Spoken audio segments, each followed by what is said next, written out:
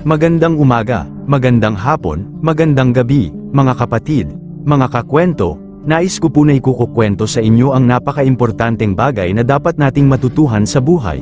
Kung magagawa lang po natin ang mga nilalaman ng video na ito, tiyak na magiging maligaya ang ating buhay sa kasalukuyan at maging sa susunod na mundo. Kaya samahan niyo po akong tuklasin at pag-aralan ang mga katangian na nagbibigay ng kompletong kasiyahan sa bawat sandali ng buhay ng isang tao.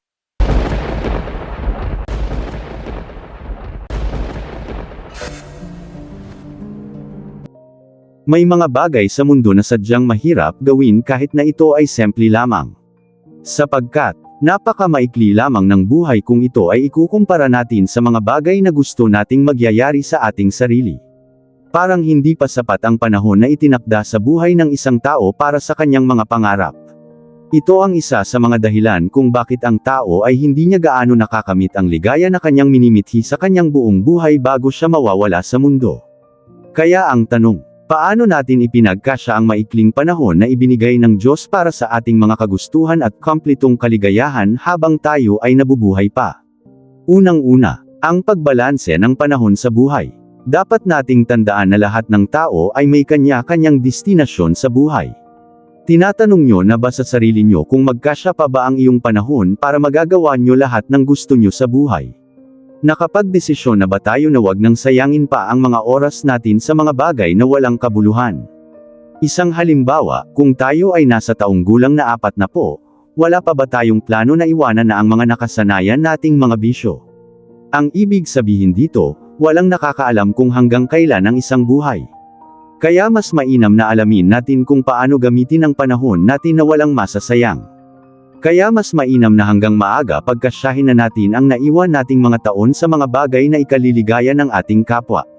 Dahil, sa walang pag-alinlangan, mas naging maligaya ang buhay ng isang taong may pagmamahal sa kanyang kapwa. Pangalawa, pagkilala sa kabaitan ng Diyos. Sisikapin natin na habang buhay tayo, makikilala natin ng lubusan ang ating Panginoong Diyos. Kung tayo ay walang kinikilalang Diyos sa ating buhay ay hindi rin natin makikilala ng lubusan ang ating mga sarili. Ang pagkabigo na makilala ang tunay na Diyos ay ang pinakamalaking kabiguan sa buhay ng isang tao. Maraming mga tao ang gustong maging mapalapit sa Diyos, ngunit ang mga gawain ay siya rin ang nagtulak sa kanila papalayo sa Kanya. At marami ang hindi nangangarap kung paano makikilala ang tunay na katangian ng nag-iisang Diyos. Sa konteksto ng pananampalataya, ang paraan upang makilala ng lubusan ang Diyos ay hindi tungkol sa paggawa ng mga bagay na nagbibigay sa Kanya ng kasiyahan sa paraang pangtao. Ang Diyos ay hindi isang nilalang na nangangailangan ng entertainment o paglilibang. Sa halip, ang pagkilala sa Diyos ay tungkol sa pagsunod sa Kanyang taglay na kabaitan. Gawin natin sa kapwa kung ano ang nakikita natin na kabaitan ng Diyos. At sa paraan na yan, makikilala natin ng lubusan ang ating mga sarili at ang taglay na katangian ng tunay na Diyos. Sa madaling salita, makakamit na natin ang walang kapantay na ligaya sa araw-araw nating pamumuhay. Dahil alam na natin ng lubusan kung sino ang Diyos sa ating buhay, dahil wala nang iba pang makapagbibigay ng kumplitong kagalakan kundi ang Panginoon lamang. Ang pangatlo, ang pagpakumbaba sa sarili.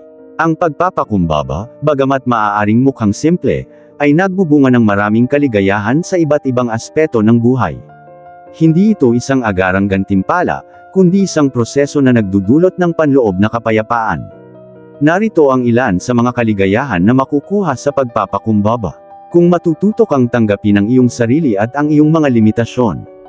Ito ay nagdudulot ng isang pakiramdam ng katahimikan at kapayapaan sa loob ng iyong puso. Ang mapagpakumbabang tao ay mas madaling lapitan at pagkatiwalaan.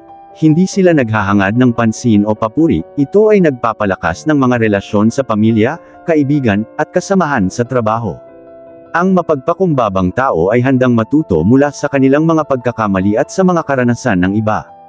Hindi sila natatakot na humingi ng tulong o aminin ang kanilang mga kahinaan.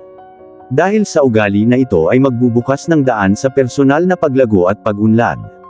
Ang pagpapakumbaba ay nagdudulot ng paggalang at pagpapahalaga mula sa iba. Ang mga taong mapagpakumbaba ay nakikita bilang tapat, maaasahan, at may integridad.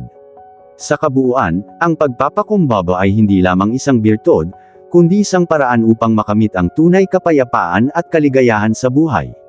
Sana may napulot tayo kahit kunting kaalaman sa video na ito. Maraming salamat po sa inyong panunood, hanggang sa susunod.